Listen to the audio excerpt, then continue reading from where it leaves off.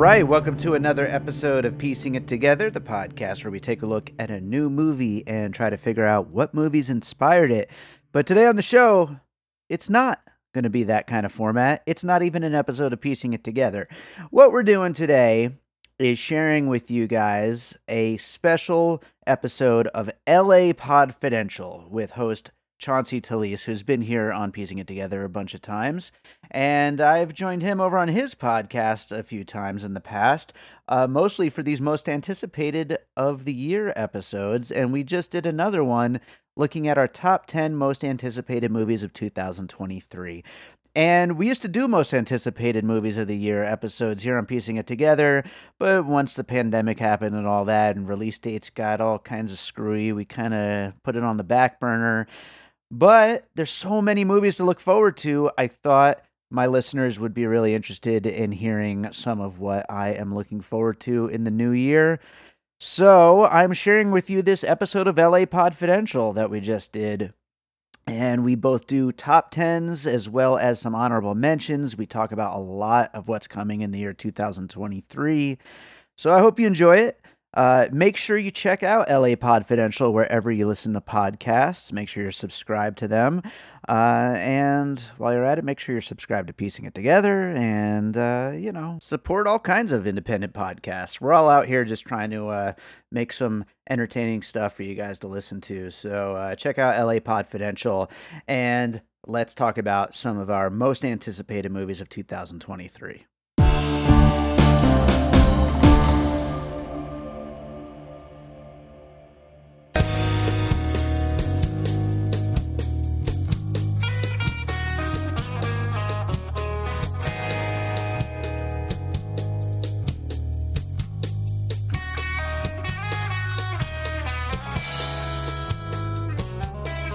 Welcome back to another episode of LA Podfidential. My name is Chauncey Telese, and I write up at the soon-to-be former Super Bowl champion LA Rams for LAFBnetwork.com. It is a fantastic website. We got college bowl season, so USC and UCLA still have to play. We have that going on. The Chargers made the playoffs, so you'll be getting a lot of good Chargers content in the next few months, or a few weeks, I mean. And a bunch of Rams autopsies, one of which is by yours truly. Now, LAFB is brought to you by our good friends at BetOnline. Use promo code BLEAV, BLEAV, that's for 50% off your first wager. Now, I have a very special episode since the year is coming to an end. I'm being joined, as always, for our biannual tradition, Mr. David Rosen of the Piecing Together podcast. How are you? Hey, I'm doing great. I'm ready to finish up this year. I'm so woefully behind on 2022 movies. It's embarrassing. It's been a long year. I still haven't been to Pandora. Yeah, you got to get to Pandora. I mean, how can you not go to Pandora? I'm trying, man. You got to get hard. James Cameron to that 2 billion mark. Come on. I know, really. If we don't, the Na'vi will die. They're halfway there from what I've seen. Yeah. It's doing big business. I mean, I don't know how anyone could have thought otherwise, honestly. But I mean, you know how people are. I do know how people are. And even when Avatar 3 is coming around in 2024, 2026, they're still going to say the same thing. Well, 2 was a fluke. There was all that anticipation. Now that they've seen it, 3 is going to not do very well. They just can't help themselves. That's what it comes down to. I get it. You didn't like it, but that doesn't mean the world didn't. I mean, there's so much proof that people did. Yep, exactly. Now, as far as our 2022 and most anticipated, how did it go in terms of how it played out for you? Did everything live up to the hype? God, I honestly don't even remember what was on my list. Do you remember what was on my list? I feel like some things were delayed. I remember Aquaman and Super Mario were on my list. And yeah. I think let's see. I had Pinocchio, which again I still haven't seen because the universe. But I Wendell and Wild I did see, and I liked it for the most part. Like I said, I haven't made it to Pandora. I did make it to Wakanda, and I enjoyed it a lot. But I'm an easy mark for that stuff. You know what? I've got my notes here. I found it. I had Banshees of Inisherin, which is one of my favorite movies of the year. I had Empire of Light, which was a big disappointment as far as I'm concerned. I had The Fabelmans, which so did I. Fine. It was good. I haven't seen it yet. I didn't love it, but it was all right. Okay. Avatar, which was great. The Whale, which I'm mixed on, but That's what I've heard. yeah, it's good. I'm not in the hated it camp like a lot of people. It's just I find it to be like kind of lower end of Aronofsky's films.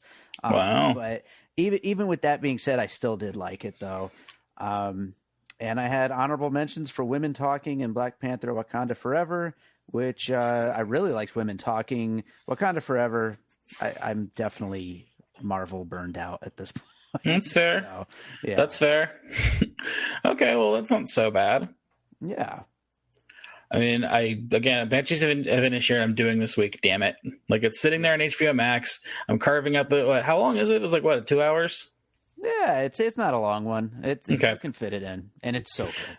Okay, cool. Like, it's been the busy season for, like, my day job, so it's been hard to, like, I just want to be awake. You know what I mean? Mm-hmm. Because I'm like, I could do Pinocchio tonight, but I'm like, but like I'm tired and I don't want to like not like it or like it less because I'm just sleepy. Pinocchio blew me away, by the way. It's so good, and I know that wasn't even on my radar when you brought it up on that episode. And it's so good. That made it like 2 episodes because it was like we don't know when it's coming out, but I was prepared for it. Yeah. All right. Well, since I'm behind on 2022, I'll get there, but 2023 is just around the corner, which is scary. And since we're no longer really dealing with COVID rules, there's going to be a lot more movies coming out next year. It won't just be like Top Gun for 8 weeks and then something in September and then God knows what else in the fall. That is absolutely right. I was like, as I was making my list, I'm like realizing like there's at least 2 or 3 great looking movies a month, like for the first like 6 months of the year. Like there's so much coming out, and it's very exciting. And that we know about. I mean, like, there's always going to be something at like Sundance or TIFF or just something or something we're not even expecting that pops up, like a Barbarian, for instance. Sure. Yeah, that wasn't on anyone's lists last year. No, and it was fantastic. Yeah, absolutely. So instead of doing a top 5 most anticipated, we're expanding it to 10, baby. We're like the Academy. Yes, absolutely. I'm very excited. I got so many movies to bring up, and I also might have cheated with a tie somewhere on here, so we'll see. We don't. Wait, ties are fine. We don't. I believe in cheating. It's fine.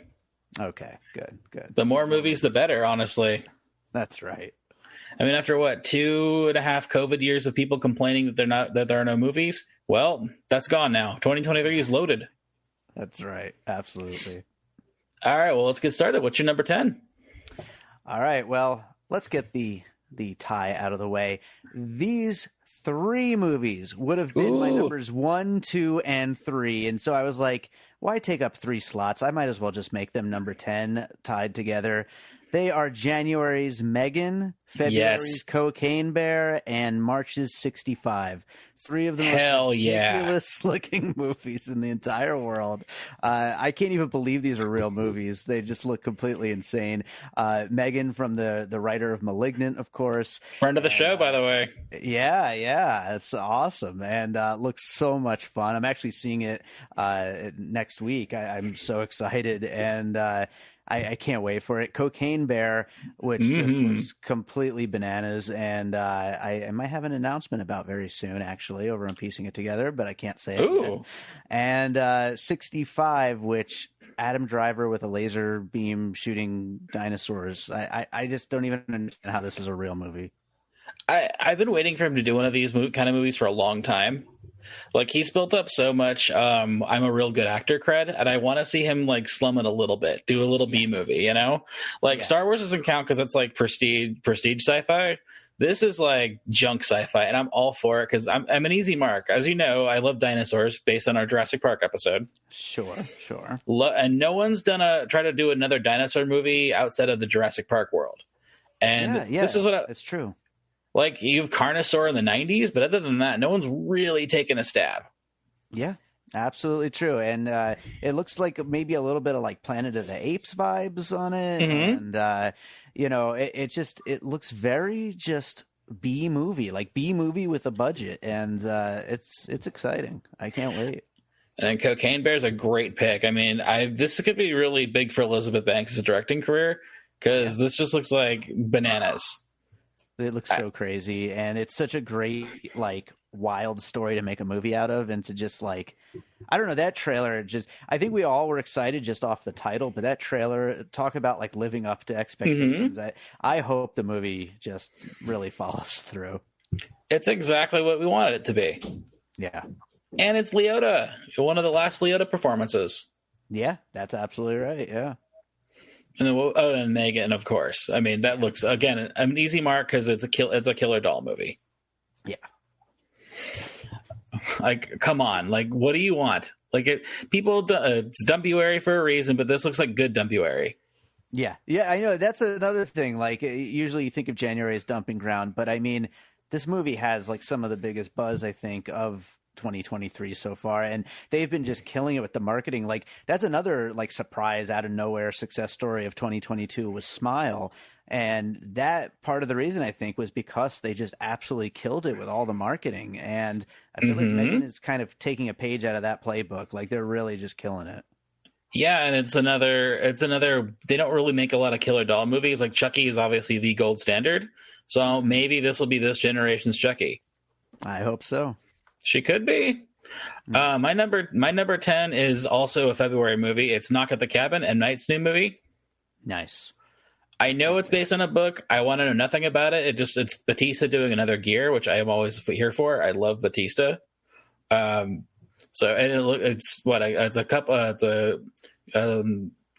couple. They take their daughter to a cabin, and then four mysterious strangers show up and break in and say they need something from them to stop the apocalypse. Yeah. Very simple, kind of very M. Night, premise, but also, like, it seems like ever since Old, like, it seems like both of these movies have a one sentence premise, like, where it's really easy to just kind of throw it out there. Yeah, The Visit too. Like, it's very easy to just throw it out there what this one's going to be about. Of course, there'll be a twist, but at the same time, it's not really about that. It's more about the setup, and I think that's a good look for him. Yeah, and it's also it's mostly self-financed by him, right? Like, kind of like what Old was, and everything comes The Visit. So it's a one location movie or a couple locations. So it doesn't really have to cross a huge threshold, which is the perfect balance for M. Night. Yeah. And he's just been killing it with his B movies. Yeah, absolutely. I love it. Like, you and I enjoyed Old, right? I remember we liked it. Yeah, and I actually just rewatched it over Christmas break for the first time since the theater, and I liked it even more now. It really just it leans so far into just the B movie thing, and it's just a lot of fun. I know. I can't wait to see what his cameo is going to be. Yeah, absolutely. Like, it's got to be like a park ranger or something. Most likely, yeah. All right, what's your number 9? So number 9, we already brought it up as something that was on last year's list, but Super Mario Brothers, Super Mario Brothers movie. First of all, it's coming out April 7th, and it really should be March 10th, Mario Day. I know.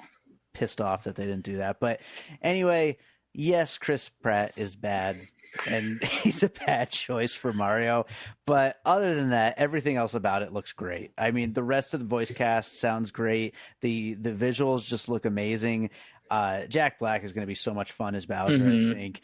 And it's going to be ridiculous, but I am a Mario guy. I've always been a Mario guy, and I just can't wait for it.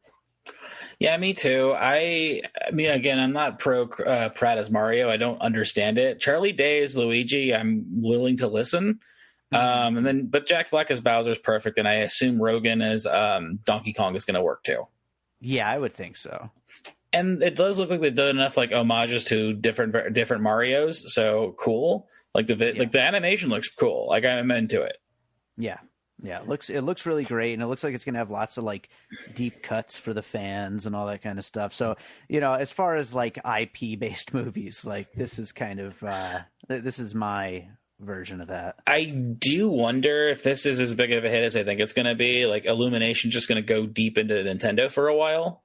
Oh, yeah. Like, This could be your gateway to get a Metroid movie, Star Fox, et al. Like all the classics. Exactly. So I sit here and talk about Marvel fatigue, and here I am. I'm like, I'll watch 10 Nintendo movies. Like, see, give them to me. I know that's gonna be the next phase of it. It's like, see, all these video game movies. Look at all the possibilities. And in a few years, everyone's like, God damn it, they're doing they're doing Mario 3, and it's not even Mario 3 or whatever. Paper Mario movie. They're setting up for the Super Smash Brothers movie.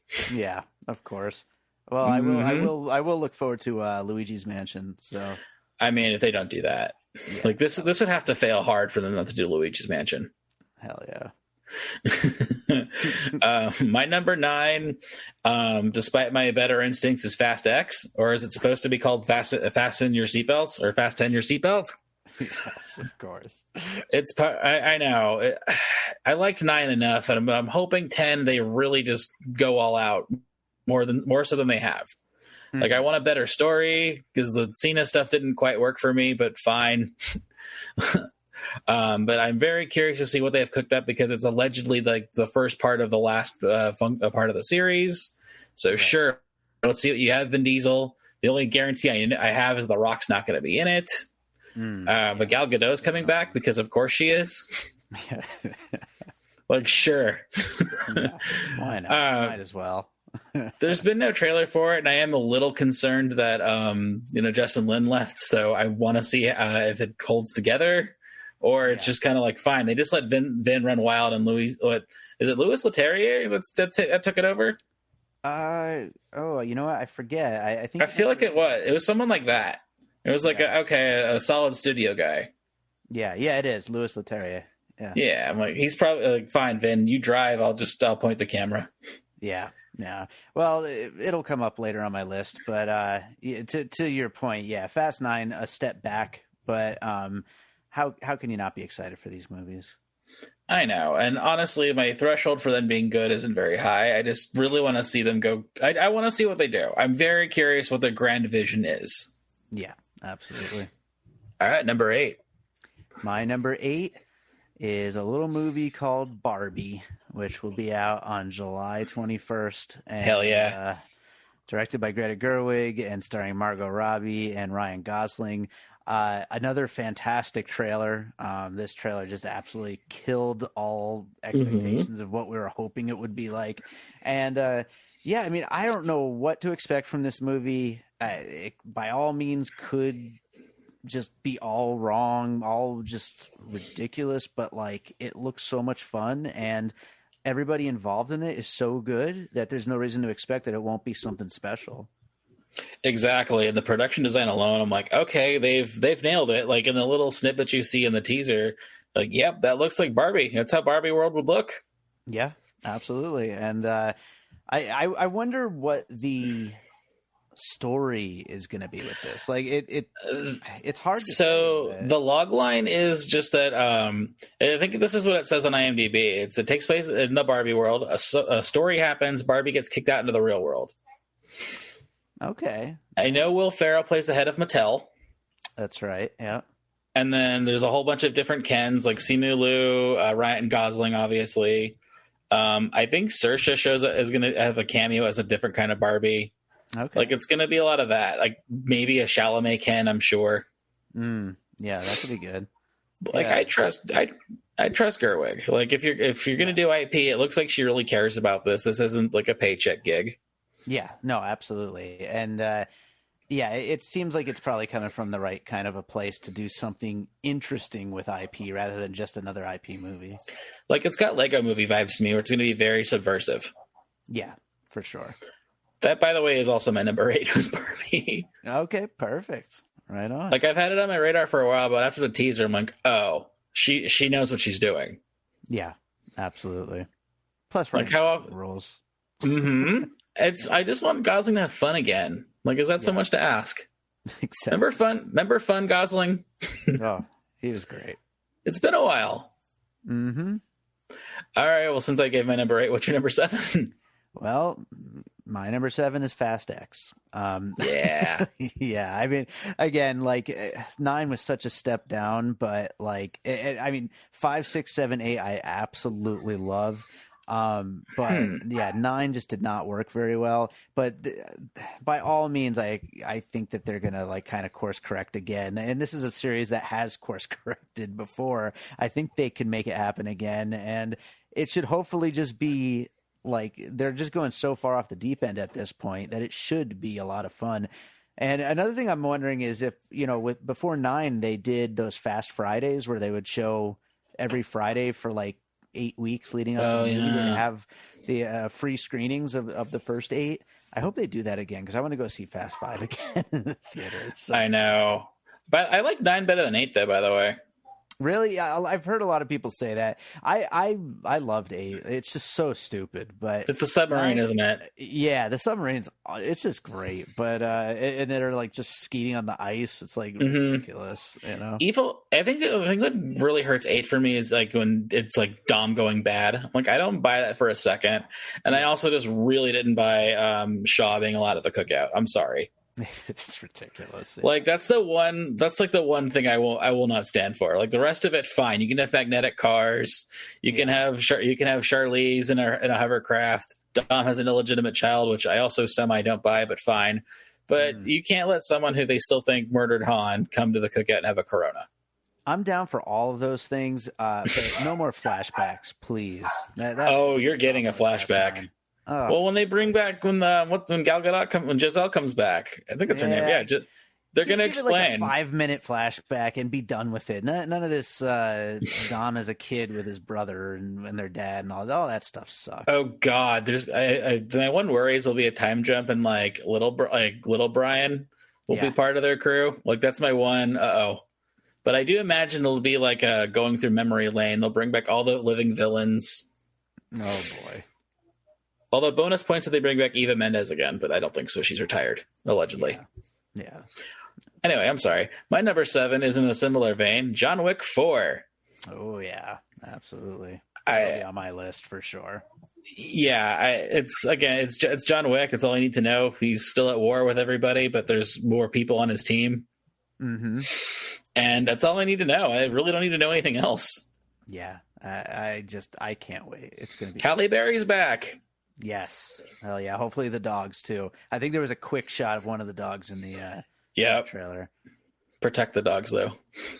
You can't do that again. But no, I've been looking forward to it. I think it was on my list at the halfway mark last year, but then they pushed it to 23, so it's back again. Right. I'm very excited though. Like these movies, they never miss. Yeah, absolutely. All right, number 6. So my number 6, you already brought up. It's M. Night Shyamalan's Knock at the Cabin. Yeah. Just to add to what we were talking about, Old was so much fun. I hadn't really liked, his last few movies before that. I know like each of them has their own sets of like fans, but none of them really quite worked that well for me. But Old really got me back on the M. Night Shyamalan train. And also I really liked the first season of his show Servant on Apple TV, which I never did continue it once it got to season 2, and I think it's season 3 now. But as an individual season of television, it was pretty damn good. So I don't know. I'm definitely back on board and looking forward to whatever he's doing. So this looks great.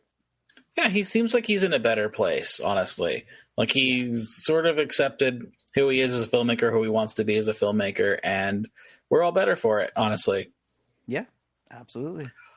All right. Let's see. My number 6 is Wes Anderson's Asteroid City. All right. Yeah. That's allegedly going to show up at either Berlin or Cannes. So we're finally going to get to see it. They finally released like a log line for it. It takes place in a fictional 1955 town where there's going to be like a junior astronomy convention. And the cast really has me curious because you have your mainstays, your Goldblums, your Schwartzmans, your Murrays. Sure. But new to the Wes and Cranston's coming back too after being an Isle of Dogs. Yep. Underrated reciter of Anderson dialogue, by the way. Yeah, he's great. Like it's not an easy cadence to hit, but he can hit it. Yeah. But new to the Wes Anderson repertory company, we got Margot Robbie, Scarlett Johansson, Steve Carell, Rita Wilson, and Tom Hanks. It's crazy that Steve Carell's never been and he seems like somebody who would be in. But yeah, no, the whole cast just looks amazing. Like, Hong Chau's in it too. Hong Chau's in it also. That's awesome. Yeah, crazy cast. That's great. like there's a whole bunch of other people I haven't listed. I was like, okay, cool. Like I think Jeffrey Wright's back because he killed it in the French Dispatch. Another good reciter of Anderson dialogue. Yeah, absolutely. Oh, like I don't even care like what they're doing, but like I imagine like hijinks will happen. I'm sure there's going to be a literal asteroid. That just seems like an Anderson thing. Yeah. But French Dispatch was him like really getting his groove back. I wasn't a huge Isle of Dogs fan, but whatever, I get it. I want to see what he does because like French Dispatch felt like not a test case, but like more of an experiment, and then this one will be like what the experiment yields. Interesting. Yeah, I could see that. Although Isle of Dogs, I absolutely love. But Isle of Dogs, really, it was formulated in a lab for me. Like it's Wes Anderson. It's stop motion animation. It's dogs. Like, of course, I love Dogs. It's amazing. But yeah, I there's really no Wes Anderson films that I genuinely don't like, and I can't wait for this. Now, this is a little bit of a spoiler alert for the rest of my list, but I actually did not include anything on my main top 10 that doesn't have a set date yet. So I did not include Asteroid City, but I, of course, can't wait for it. They've confirmed it's this year, so fine. You're on the list, Wes Anderson. You get an automatic spot in the top 10. There you go. I mean, honestly, this could be really good for Carell. Like, it feels like a kind of director he needs. Yeah. Like, absolutely. I've enjoyed his Adam McKay stuff more than most people, but I also think he needs something like a new gear. Yeah. No, we're playing like sad dads. Yeah, for sure. All right, what's your number 5? So my number 5 is a movie that we don't have that much info on yet, but comes out April 21st, and I can't wait. It's Evil Dead Rise. I'm glad you brought this up. Okay. I don't know any of Lee Cronin's other films. I haven't seen any of them. And I don't really know much about the cast. I don't actually recognize any of the actresses that are in it. And of course, Bruce Campbell is not going to be in it unless he has some kind of surprise cameo, but I believe he is on as a producer role, but it's still Evil Dead. And, the Evil Dead films are my favorite trilogy of movies, and Evil Dead 2 and Army of Darkness are both in my top 10 favorite movies of all time. So hell yeah.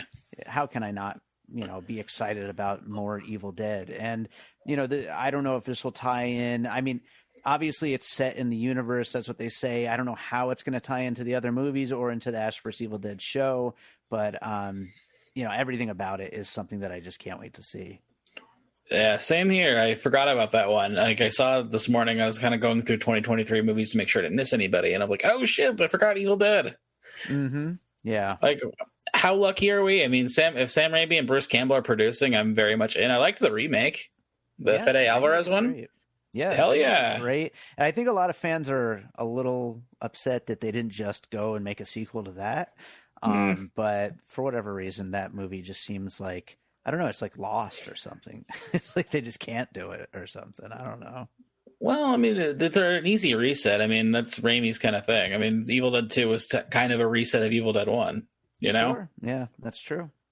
Like, it's very malleable, so I don't even care if it's a direct sequel. You can easily tie it in with, like, one line of dialogue. Yeah. All right.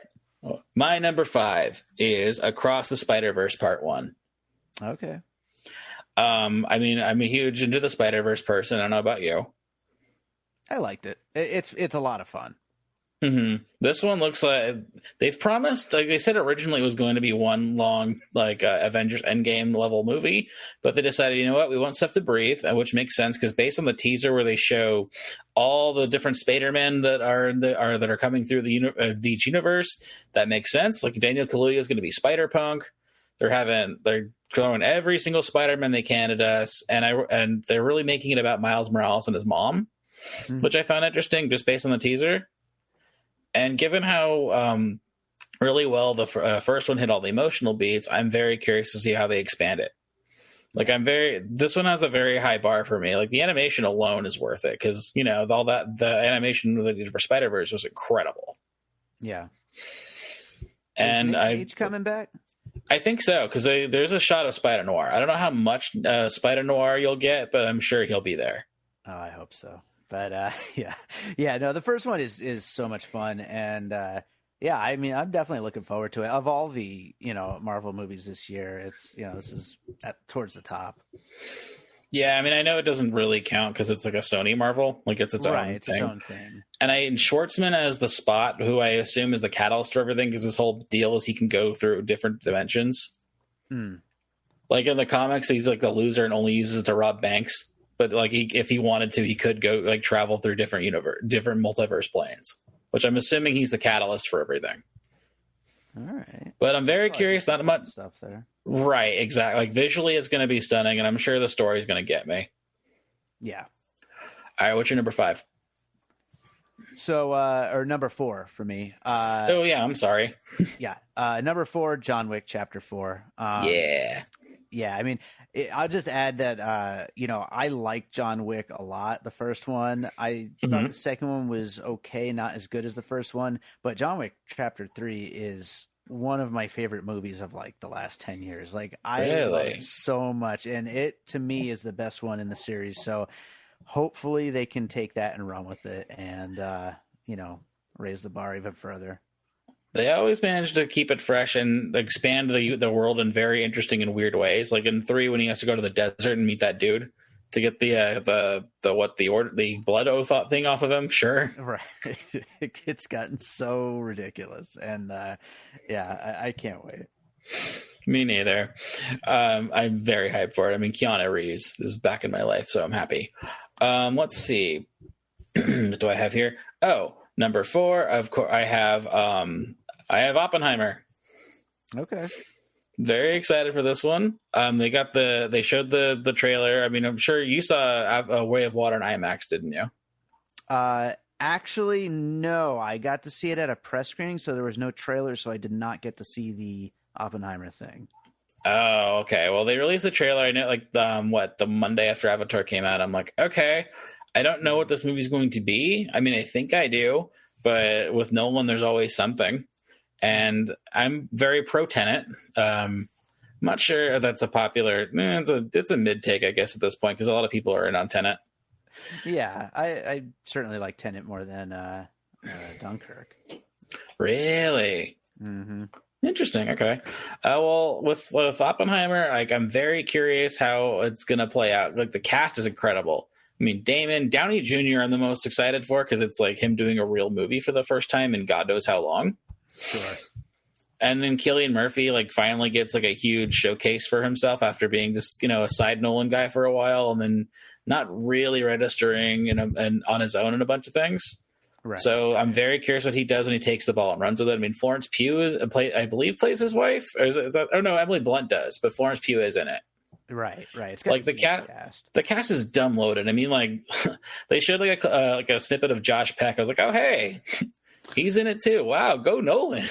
Yeah. And I'm curious what the gimmick is going to be, because there's going to the visual elements when he's looking at the actual atom splitting looks incredible. Hoyt is really shooting the hell out of it. Mm-hmm.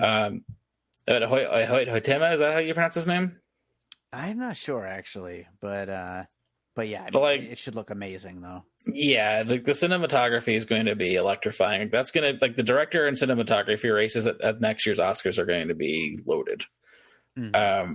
But yeah, I'm really curious to see what Nolan does, because it's a huge, expensive period drama, and I really want to see how this box office does, because it's competing with Barbie, and this is the first thing in Universal's huge deal with him. And if this is a hit, then who knows what else we can get. Yeah, for sure. All right, what's your number 3? Oh, sorry.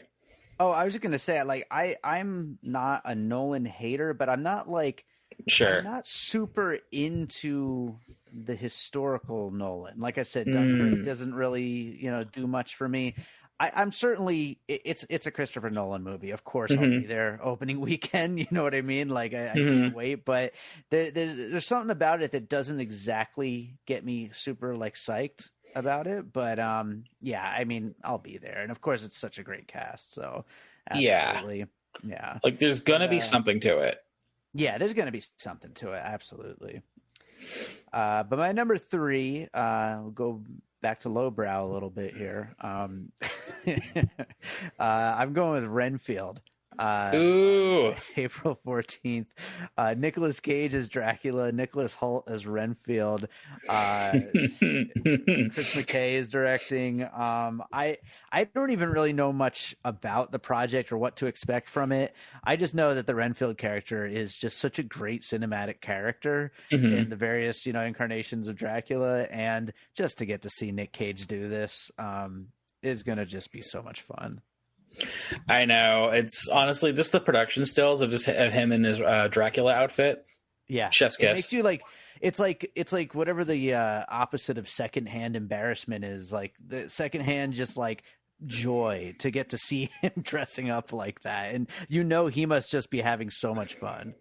Yeah, I mean, after seeing The Unbearable Weight of Massive Talent, I'm like, okay, Cage has reset himself again. Like, even if he's doing something crazy like a Renfield, there's like there's motive behind it rather than I got bills. Yeah, like, I'm really glad he's like diving into some fun stuff again. Absolutely, and he's been on a roll, with Pig and yes, Andy, and he's doing great work. So hopefully this continues that. And Chris McKay, it's a level up for him. I really like what he did at the Lego Batman movie. Sure, yeah, no, that was a lot of fun. So we'll see. Is this his first feature length live action? I believe it. I believe it's his first live action movie. Yeah, I could be wrong. I'm 99% sure it is. Okay, so yeah, and Nicholas Hoult. Good. And Nicholas Hoult doing character work is the best. Oh, he's great. He's like the classic character actor in a leading man's body. Yeah, he is great. I mean, if he even brings an ounce of the favorite energy to this, I'm like, man, like, cool. Like, give me a trailer tomorrow. Yes, can't wait. Okay, my number 3 is Guardians of the Galaxy Volume 3. It's James Gunn's last Marvel movie. It's the last ride for a bunch of these characters, and based on the trailer, I'm like, oh crap, he's gonna hit me really hard. Like I can tell, like especially with the Rocket stuff. Like you're gonna get Rocket's origins, which is gonna be very brutal and sad. I'm like, I'm already prepared for it. He hugs an otter. I'm like, oh no, there's like, oh no, they're really gonna go hard on the Rocket stuff. I really like the holiday special. I don't know if you saw it. I didn't get a chance to watch it, no. You know what? It's very cute. Like, it's super low stakes. The music's awesome because it's a Gunn project. It's really funny. And Palm is great as Mantis. Like, it's basically her show. And I'm really glad she's getting way more to do, and she's really funny. And of course, Batista's Drax is always great. It doesn't look like, I mean, fine. But this is the only Chris Pratt role I've enjoyed post Parks and Rec outside of Lego Movie. So it's his last ride of that too. The villain looks cool. I like the look of Adam Warlock. Like it looks like he's going out with a bang, and it looks like it looks different than the other Marvel stuff. He gets to live in his own little world. Yeah. Yeah. Like it doesn't feel like they have to set up for anything. I'm looking forward to it. I would say of, the big, Marvel movies, like this is, it's probably going to be the biggest one, so it's like, hopefully we'll get some kind of like stakes and, excitement out of it, versus I feel like a lot of them lately have just been kind of whatever. And so hopefully it'll kind of recapture some of that. And like you said, ending the story for these characters, like it's got to go big. Like I imagine they'll carry over one or two just to have like in the, on the art in the back burner to show up in other things. But as constituted, the team is going to be way different. I'm sure that means people die, and like you said, there's going to be real emotional stakes, and it's Gunn. So there's going to be something very brutal, but also very sweet. Yeah. Like, I don't know. Have you seen Peacemaker, by the way? Funny enough, we did a piecing it together on just the intro, just the dancing intro. But I actually watched the show. So oh my God. Very ridiculous episode. I promise you'd actually dig it. Like it's very much, there's a whole point to it. There's a clear arc, and it's very clear what he's doing with it. and like the bad guys they take on are really cool, and the team is fun. Yeah. Like Yeah, I was very good. I was very impressed with it. Like it's one of those like, okay, yeah, I'll watch. It's James Gunn. I really like John Cena, and I'm like, oh, this is someone who really understands John Cena as an actor. Okay. And John Cena, like Channing Tatum, as well, are both very good at. They understand why they're funny, if that makes sense. Yeah. And they're both really athletic and know how to use their body to be funny and are in on the joke in the best way. And that's important for guys like that. Yeah, exactly. Like there's no pretension. Like in the pilot, he dances in his underwear, and it's so fucking funny. So I'm in for whatever James Gunn's got going on with DC, even if a corner of the internet wants to burn him down, but I don't care. They can go to hell. Okay, what's your number 2? My number 2 is Indiana Jones and the Dial of Destiny. I know this made my honorable mentions. I feel bad, but like it's like honorable mention because I don't want to fully give myself over yet. There's every chance in the world that it'll be bad. Like seriously. And like, does it need to exist? I don't know, but the trailer freaking rocks. And Mangold is great. Like his last few movies have all been awesome. And it's Indiana Jones. So, I mean, if nothing else, when the music kicks in, like it's just going to be just the best experience when seeing that in IMAX. It's just going to be awesome. I know. Mangold's a really good action director. I mean, Ford versus Ferrari was very well done. Logan, 310 to Yuma, the Wolverine et al. Like, I'm in. Like, I want to see it. I want to. But the time travel thing is my only red flag. See, and that doesn't bother me because, like, the movies all just have so much ridiculousness to them because of the whole serial B movie thing. Oh, sure. So it's like I don't mind that. And as long as they pull it off well, which, that is a big ask. But, like, I feel like this is the movie that they would try their best to do it well with. You would think. Yeah. My fear isn't so much that they can't pull off the time travel. I'm worried about what it's going to be used for. Like, if it's like Ghostbusters Afterlife, I'm going to be upset. You know what I mean? Or it's like, fine, you didn't like the last one. Here's everything you like. Here. DH Harrison Ford. DH Harrison Ford. Well, you like young Sala? Here's young Sala. Like playing the hits. Very depressing if that's all. You know what I mean, though, right? Yeah. Like Ghostbusters Afterlife is like, fine, you didn't like the other one. Here's everything you like. It doesn't even matter if it fits the story. Oh, you want Zool? Here's some Zool. Here's the marshmallows. You like marshmallows? Oh no! Like I hope not. As long as it can like like the time travel stuff can like organically stand on its like own feet, I'm okay. Like that's fine. Just don't make it all memory lane. If we get de-aged Harrison Ford running from a big boulder, like oh my god! Oh no! Now I'm curious what the logo is going to turn into because they can't use the mountain anymore. Yeah. So I don't know. Maybe a castle. Now I'm remembering I saw a really funny tweet. I don't know who it was that said it, but it was a picture of Mads Mikkelsen, and it said he's probably going to end up being the son of the Nazi whose face melts in Raiders. Oh my god! I laughed so hard. You laugh, but you laugh.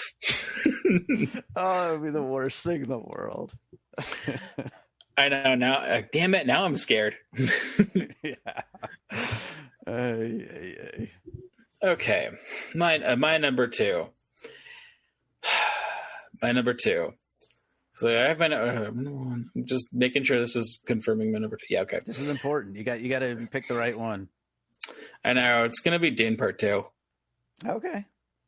I was like, you know what? Like, right now I'm not super hyped for it, but I know I will be. I forgot that this was a movie that was coming out when I was making my list. Like, it didn't even cross my mind. There are people in my timeline who are like really obsessed with Denis Villeneuve, so I'm like, I'm aware this is coming out. Mm-hmm. You know what I mean? Like, I'm aware. And I really want to see what he does because I think the second part of the book is like all the action stuff. Right. So like, cool. All the first stuff was really visually compelling and throat clearing-y. But this is where we're gonna let it rip. Yeah. Absolutely. I actually rewatched the other adaptation of Dune, the The Lynch. yeah, the Lynch, and I mean it's so ridiculous, but yeah, all the actions in the second part. So I think it makes sense that this will be a lot more action packed. This one. And you got Austin Butler and is it Florence Pugh that's in it? Yeah. Yeah. Okay, here we go. Yeah, Austin Butler, Florence Pugh, Walken, I believe, is in it. Oh, is he a dad? I didn't know. That's crazy. If I'm not mistaken, he's Austin Butler's dad. He's like an emperor. Okay, that's emperor. Blah blah blah. Like, yeah. Sure, man. I'm down for that. If he's half as fun as like Oscar Isaac was, or Josh Brolin, cool. Yeah. And you're gonna get more, and it's more Batista. Yeah. Like his character, I think gets a lot more to do in the second half of it, and obviously what Zendaya does as well. Yeah. For sure.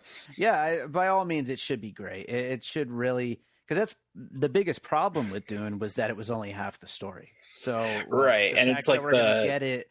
It might like similarly. You know, I've talked many times about how Alien Covenant is a movie that literally made Prometheus a better movie. I feel like I feel like Dune Chapter 2 could make Dune Chapter 1 better. Right, and it seems like this is going to be where all like the Villeneuve like cards come out. Like I'm pretty sure. I mean, more Sandworm. I mean, I'm pro Sandworm. Sure. You know what I mean? Like I think he has to ride one. He gets to ride one at one point. That's the whole point. Yep. So cool, man. Like go nuts. Like I just want to see what he does with a super duper blank check. Yes, exactly. And what's your number one? Number one, I feel like is the only movie that could be number one. I'm curious to see if it's the same for you, but it's Mission Impossible: Dead Reckoning Part 1. Oh, I made my honorable mentions. Oh my god! I know. What are we even doing? Hang on. Here's my thing. Like the Mission Impossibles are ones I really need to rewatch because I like most of them. Mm-hmm. But like I want to love them as much as everyone else does. Like I remember liking Rogue Nation and Fallout, but I'm like, how much did I? Because I don't revisit them that often, and I don't know what it. I mean, you know, but I'm a huge Cruise guy, and I'm like, I'm kind of, you know, mellow on Cruise as well. Like, he's not my favorite, but I get it. Like with Maverick, I like Maverick. I wish I had the same religious experience everyone had with Maverick. I do, but I enjoyed myself. I had a good time, but I haven't like watched it 4,000 or 5,000 times like everyone else has. Yeah. Well, I mean that's fair, and I will say that expectations are probably too high for this movie, especially coming off of the year that Top Gun has had. So it's going to be very difficult to thread that needle. But that being said, the trailer is just absolutely nuts. And those features that he put out, the featurettes where he's doing the stunts and showing the behind the scenes are just completely nuts. And it looks incredible. And it looks like a movie. Like I know we all made fun of Harry Styles the movie thing, but like it looks like a movie, and most of these movies don't look like movies. This one does. That's fair. No, I get it. Like it's all practical. Cruise is putting his life on the line for our sins. I get it. Yep. Like it's one of those. I know I'm gonna enjoy it, but I'm not like hyped it as much because I'm like, okay, I know what I'm getting. It's Tom Cruise doing crazy stunts, which is amazing. Don't get me wrong. But like that, there's like that little bit of emotional connection for me that's missing, and I don't know why. Yeah, maybe it's a pure Cruise thing. I don't know. Mm-hmm. You know what I mean? Because like they all feel like as good as the action is, they all otherwise feel samey. In a way, most people like will not admit. Like if you ask them what's the difference between Rogue Nation and Fallout? People are like, oh well, Rogue Nation's the one where this happens. Like okay, like I feel like always they're always getting burned. They're always like IMF is always like excommunicating them for some such, and they get back in. You know, that's like I get it. I know. It's the same setup, and it's kind of like it's kind of like fine. We have all these action set pieces. We don't care what it's built around. Here we go. Like this is just getting you to the Tom Cruise doing crazy stuff. Yeah, well, I mean, we do show up. Like I joke, but like we are there to see Tom Cruise do crazy stuff. So like, at least they keep doing that. I know, and I do think it's like his big this part 2, and then that space movie he's doing with Doug Liman are his big hurrahs, and then maybe he goes back to doing smaller stuff. He says he wants to do like a musical with Macquarie and do some like other types of things. So okay. I'm excited for that. Don't get me wrong. Yeah. It's still an honorable mention. I don't know why. It's just there's an emotional piece that's missing for me. All right. Well, what do you But got I get number one? I mean, Killers of the Flower Moon. What else could it be? It's Scorsese. Like, I know there isn't a date on it, but like, it's coming. Yeah. That's like why the whole date thing is the reason why it's not on my list. Otherwise, it would be right up there at the top. It's showing up at Cannes. Like, lock it down. Like, because Marty likes to do premiere stuff at Cannes, and that's what it's going to be, because it's got to be finished at this point. That's why they punted it to the next year, I should say.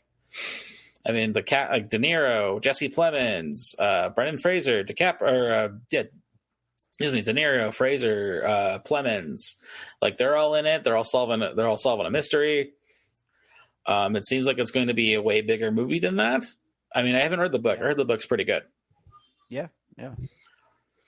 But they have fantastic, and there's so many good people, even the smaller roles, and like it's just by all means it should be amazing. Yeah, exactly. Like, and I really, because it scores the budget's like north of 200 million, which is a little ridiculous, but I mean, I want to see where it goes. These guys, I think that they're kind of smart because, we could talk about business and we're box office and things like that. But these movies, they're going to keep making less and less money, and the budgets are going to keep getting smaller. So he might as well get it while he can. Yeah, and it's like how many movies does he have left in him? Much like the Spielberg conversation this year. They're both north of 75 years old. Like, let's, how many more do they give them all the spectacle they can? Like, they've earned it. They're the lions of cinema, all that good stuff. For sure.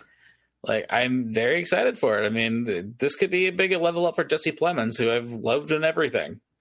Yeah, absolutely. He's so great. I mean, I bought my stock when he was still Landry. He's awesome. All right. What were some of your other honorable mentions? So the dated ones I'll read first. Okay. I've got Infinity Pool, which will be out January 27th. That's the new Brandon Cronenberg. Very excited to see what he's got cooking up. His other movies have been insane. Of course, as I think we've talked about before, my favorite Marvel movies are the Ant-Man movies. And even though the trailer for Quantumania is kind of terrible, I still can't wait. Asteroid City was on my list, which you had already brought up. Wonka, which... Yeah, I'm curious about that one. Yeah, I mean, I do like Timothée Chalamet, so maybe. I really don't know what to expect. And then, of course... It's from the Paddington guy, right?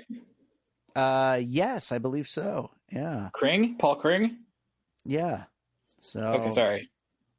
Yeah, so we'll see. Maybe they'll pull that together. It's always hard with remakes to to really be too excited about them, but maybe it'll come together. And then Aquaman 2 was on my list last year, so of course it's on my list. A few others that I had written down here that I'll just kind of blaze through real quick. None of these have dates, so that's why they weren't really in contention, but I was thinking about them while making my list. Beau is Afraid, the new Ari Aster film. The Killer, which I don't know if that's actually happening in 2023 or not, but I think it is. Fincher. Yeah. They say it is. Hopefully. Maestro, the Bradley Cooper's next film. That screams TIFF to me. Yeah, probably. That would make sense. Maxine, the third in the X and Pearl series. Oh, yeah. That could be something special. We'll see what happens with that. Night Bitch with Amy Adams. Forgot about that one. I don't really know much about it, but it sounds nuts, whatever it is. And then just to placate the nerds out there, Rebel Moon, the new Zack Snyder film. Netflix just giving him a whole bunch of money to do something completely original. And I'm hit or miss with him. And, we could say what we want about the fans, but his movies can sometimes be fun. I mean, I hope so. I wanted, what was it? Zombie, what was it called? Army of the Dead, which was terrible. Thank you, Army of the Dead. Yeah, it was like the premise seemed so much fun, but somehow he made it not fun. Yeah, he absolutely blew it on that one. A couple for me. Furiosa, I'm very curious to see what that's going to look like. Oh yeah, for sure. I see. That's another one I forgot. And 3,000 Years of Longing is one of my favorite movies of this year. So No, I know. I mean, I'm glad George Miller's just they still keep giving him money until they stop. I'm in. Let's see. Some of mine, is Night Bitch a Mariel Heller movie, by the way? I forgot who's directing that. You know what? I think you might be right. I don't know how I pulled that one up, but I remember being her because I'm like, oh, that's a new gear for her. Yeah, seriously. Let's see. I also had Quantumania. I'm really excited for the Jonathan Majors onslaught we're getting because Creed 3 he also looks pretty good in. Oh, sure. And his Kang the Conqueror is going to be like one of the big Marvel villains going forward. And I know you probably didn't watch Loki, but his introduction on Loki was really cool. And I'm like, oh, yeah, this is going to be a very fun character. It's not. I actually watched the episode that final episode just to like be like kind of caught up on him, and I do love him as an actor. So yeah, I'm excited to see what he does. Yeah, I know. Last Black Man in San Francisco, right? That was a good. Yeah, like I'm between that. Between Ant-Man and Creed 3, I'm very in for the Jonathan Majors takeover. Absolutely. By the way, yeah, you're right. Mariel Heller is doing Night Bitch. Man, my memory is good. I thought it'd be fried at this point, but okay. No Hard Feelings. Jennifer Lawrence's upcoming movie with Natalie Morales and Matthew Broderick. I'm not a huge Gene Sidnitzky guy, but I'm very intrigued by the premise. This movie actually. So Jennifer Lawrence, it's sort of in the vein of Bad Teacher. Like that's the writing and directing team that are doing it. So your mileage may vary. But Jennifer Lawrence answers a personal ad for a mom asking to date her son before he goes off to college. Mm-hmm. So I'm assuming she's going to be a scumbum. Okay. Which fine. It's one of those. I'm listening. I'm willing to listen. Let's see. I think Maestro was on my list too. I want to see what Bradley Cooper does. I'm worried about some of the pitfalls that it could stumble into, especially with how thirsty Bradley Cooper is for an Oscar after being 0-8 for his lifetime. So and the old age makeup, I was like, okay. I got it wrong. I know. I know. He should. First of all, him not being included on Best Original Song, even though he won a Grammy for the same song, is ridiculous. But that's a whole other thing. Right. That should have been, but he should have won Best Actor anyway. But anyway, I'm hoping this isn't like Bradley Cooper flying too close to the sun. You know, it seems like he's in heat check mode, and I'm very scared he's going to miss the rim. I'm very curious about Elemental, which is the new Pixar movie. I've got a season pass to Pixar. Like they've been killing it the last few years, especially. I really like Soul. I love Turning Red. Turning Red's still in my top 10. Oh yeah, it's great. Mm-hmm. And my final honorable mention. Let me just make sure this is still coming. Oh, Aquaman, of course. I mean, you and I are very much pro Aquaman people. Yes, absolutely. Along with Shazam 2, that looks very cool. And it's really funny that The Rock spent so much time trying not to have his character be in Shazam, and they just kicked him out. Poor The Rock. He did it. He brought it on himself. I'm sorry. I'm pro Rock. I've been pro Rock since I was 8 years old. But yeah, damn it, Rock. Why would anybody make that their passion project? I don't know.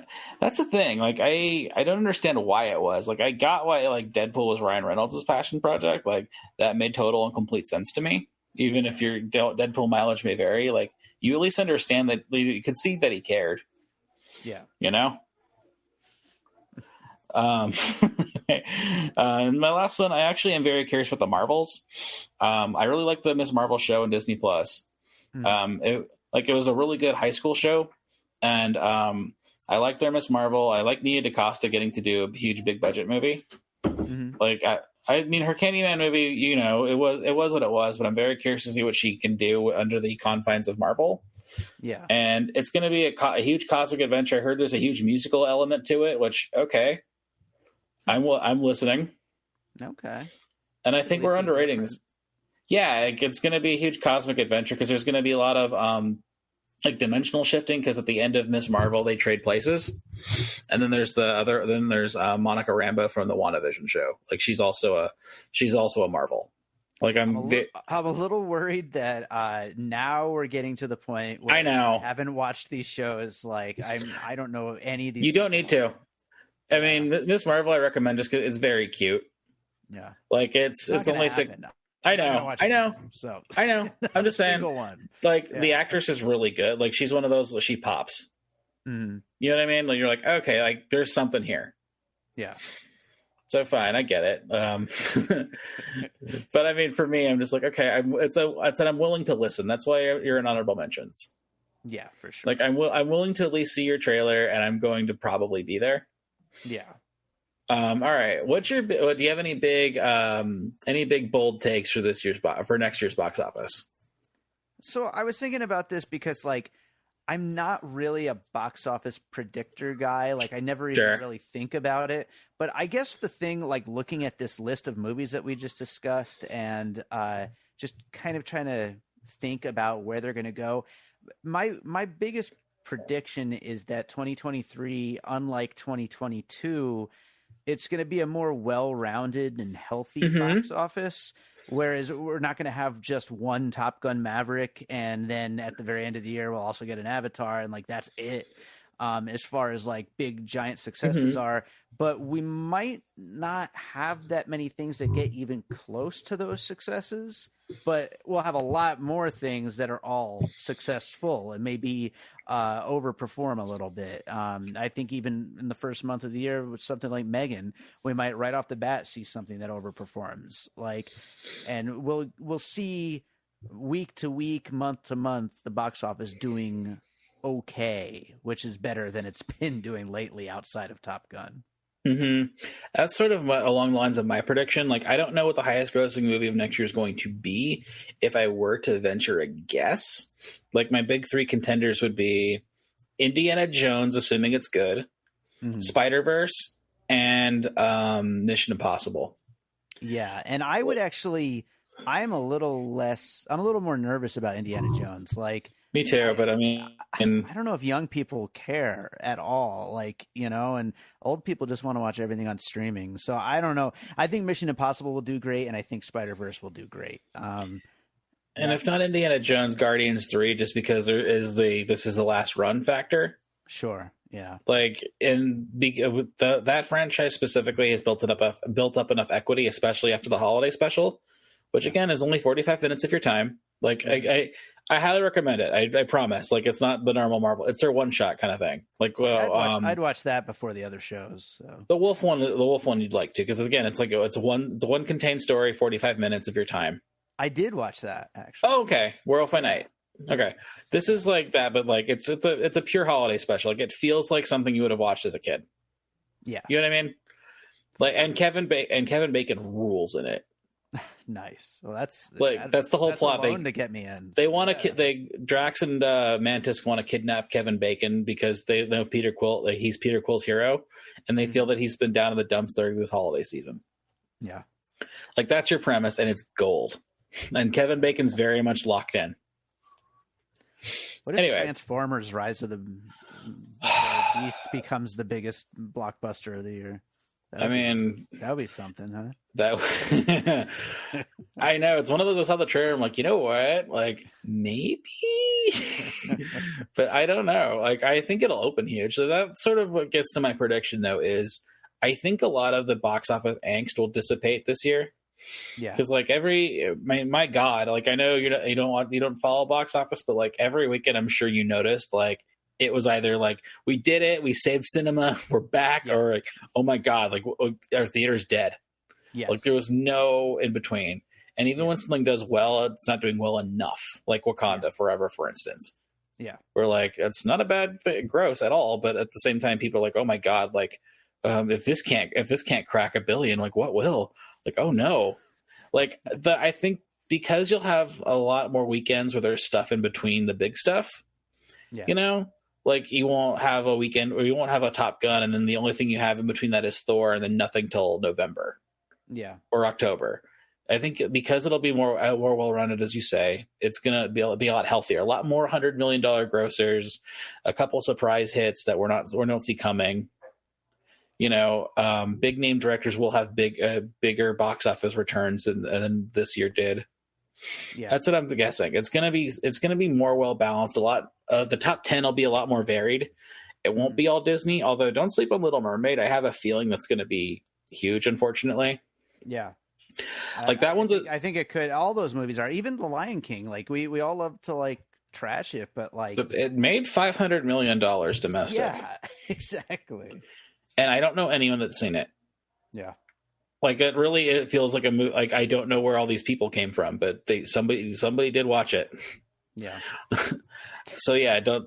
Like, honestly, Little Mermaid's like one Super Bowl trailer away from everyone being like, okay, yeah, we're in. Like once they show you actual footage of it, not me. Like I'll see it begrudgingly, but that does feel like that made $1 billion. It's insane. Absolutely crazy. Yeah, Hey, exactly. I got another honorable mention to throw in. Oh. I completely forgot about this movie and it just popped in my head and I just looked it up. The Mhm. Bike Riders, the new Jeff Nichols film. Jeff Nichols' movie next year? He has a new movie. It stars Austin Butler, Michael Shannon, Tom Hardy, and Jodie Comer. Oh my God! What's the log line? It follows the rise of a Midwestern motorcycle club through the lives of its members. Okay, cool. Where's my ticket? Where can I buy it? Yes, seriously. I can't wait. Okay, I'm excited for this year's slate of movies, because there's going to be a lot of cool stuff that we don't see coming either, and I'm all for it. Like, there's going to be a couple things in there that sneak in. Like, oh my God, how did we not even see this coming? Yeah, absolutely. All right, where can the good people find you?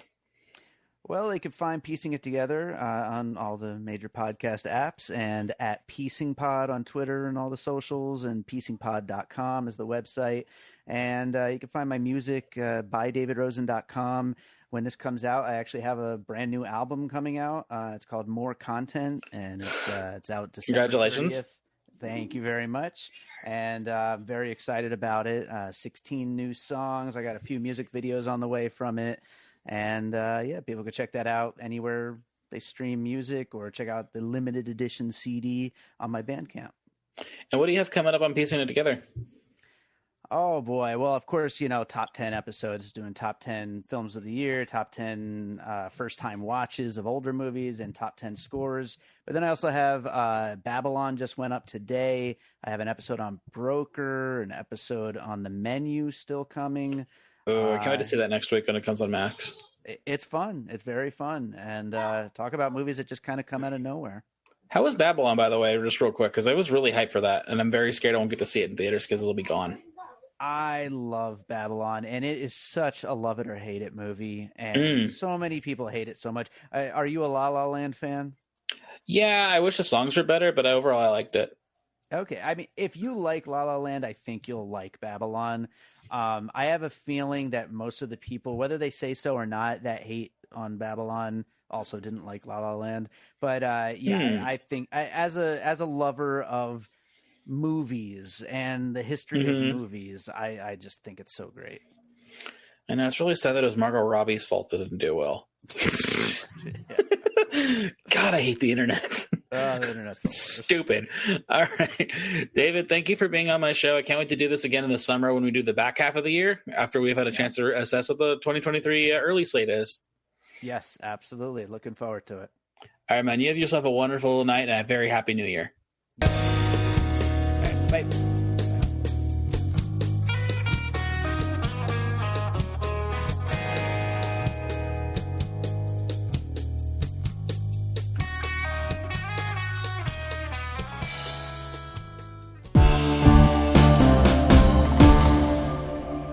All right, so I hope you enjoyed that conversation over on LA Podfidential. Make sure you're following LA Podfidential at LA Podfidential on Twitter. Also, you can follow Chauncey at BigChaunce64 on Twitter. And I've got links in the show notes as well, so you can make sure you're following them and subscribe to their podcast as well. It was fun doing that, and I guest on a lot of podcasts, and I don't always do this where I reshare the episode here on our Piecing It Together feed, but I thought you'd all want to hear about some of these movies that are coming out in 2023. If you ever want to check out all of the podcasts that I do guest on, go to piecingpod.com, our website, and go to the links section, and I keep a running list of the many, many podcasts I have guested on. I did 24 in 2022. I already have like 3 or 4 scheduled for this year alone in January. So I'm constantly out there. If you're listening and you want me to guest on your podcast, get in touch. I'm always happy to do it, especially if we're talking about movies or music. But yeah, make sure you're following all the socials, subscribe wherever you listen to podcasts, drop a 5-star rating. You can also check us out in our Facebook group, Popcorn and Puzzle Pieces, where we continue the conversation about all the movies we talk about here on the show. And I'm sure we'll be having plenty of fun little conversations and debates about some of these 2023 movies. And other than that, let's play this thing out with a piece of my music. As you know, I just released a new album called More Content, and I'm going to play a piece from More Content right now. Let's go with the song called Boiling Point. This feels like a good one to go out on, so yeah, this is Boiling Point from the new album More Content, which is available limited edition CD over on Bandcamp, and also, of course, on all of the streaming services, Spotify, Apple Music, all that stuff. So check out More Content. This is Boiling Point. Hope you enjoy it, and we'll be back with more Piecing It Together real soon.